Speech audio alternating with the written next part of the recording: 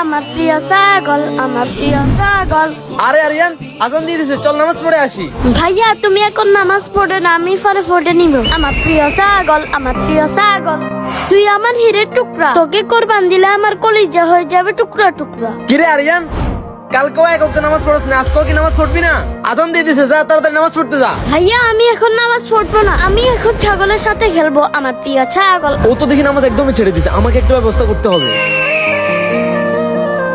হ্যাঁ, আরে আমার ছাগল কই গেল? আমার ছাগল কই গেল? আরে আরিয়ান, কি হয়েছে তোর? আরে ভাইয়া আমার ছাগল। আরে আরিয়ান, তুই কাঁদিস না, নামাজ পড়ে না, ছাগল ঠিকই চলে আসবে। ঠিক আছে ভাইয়া। ওরে আমার ছাগল।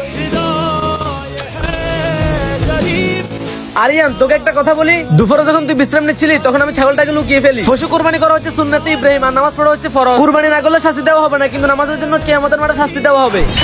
ভাইয়া আমি আর কখনো নামাজ ছাড়বো না।